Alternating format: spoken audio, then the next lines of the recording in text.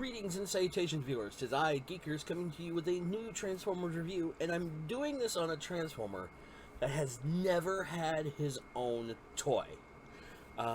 He is a new toy line, a new figure in the Bumblebee's Cyberverse Adventure Energon Armor toy line, but this character has been around for a long time. He's been in the IDW continuity. He is part of the Transformers team of the Wreckers, which the Wreckers themselves is a fantastic team of Autobots and former Decepticons merging together. They're like the Special Forces. But this character is actually really neat because it's two characters in one. And I'm talking about Transformers Rack and Ruin. Yes, Rack and Ruin are two Transformers in one.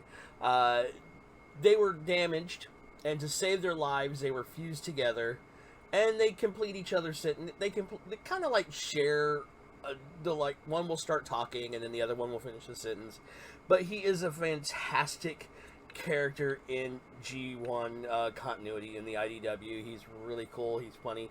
One of the things I wish they would do, maybe an upgrade kit from a third-party company, give him the spike and the hammer, because that's what they were known for. One had a spike weapon and one had a hammer weapon, and it was actually really interesting.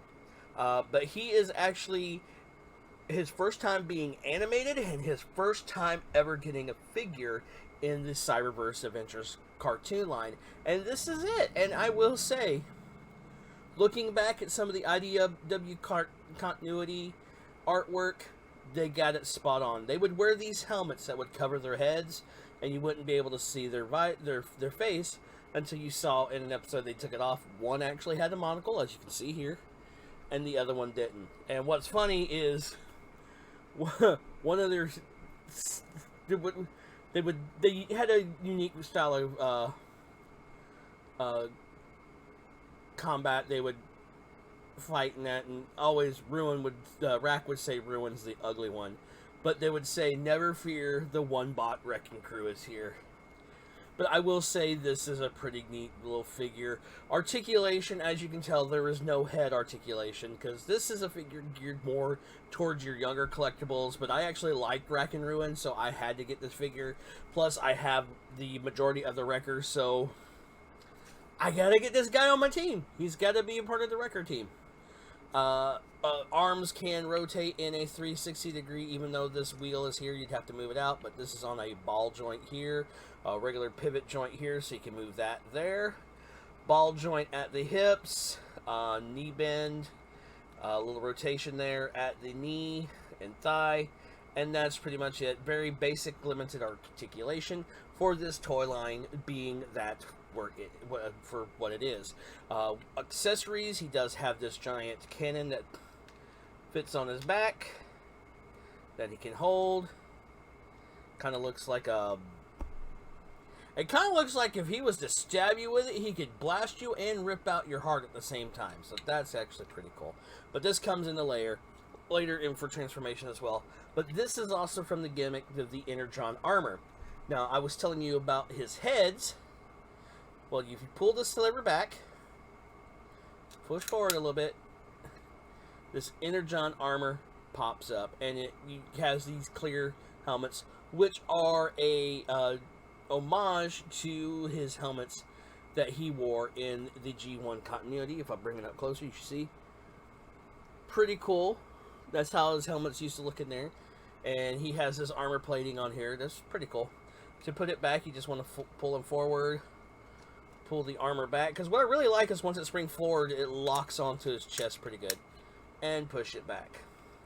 Now, to transform this guy, I've actually been finding his transformation rather soothing. So first of all, you want to rotate the the arms back. There are two little notches up in here. You want to move the legs to where those notches are securely in. And then rotate this whole assembly down. Next, rotate the legs to where they are like this.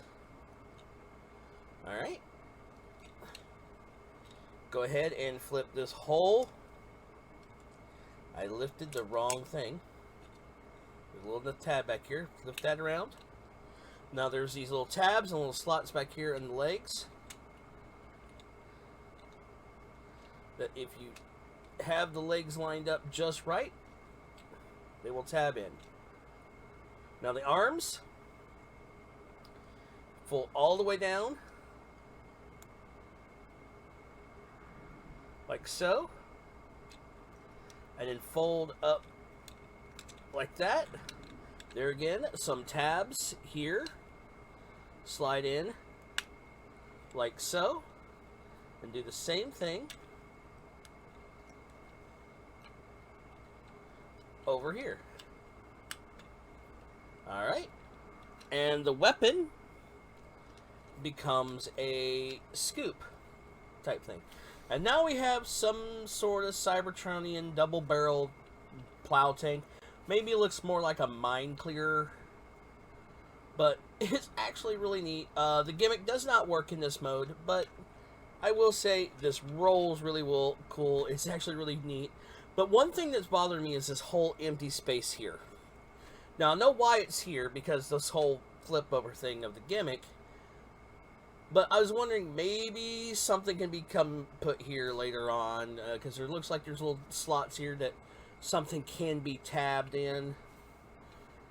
But other than that, it's actually a pretty interesting figure. Like I said, for the age group this is for, this is actually pretty cool toy.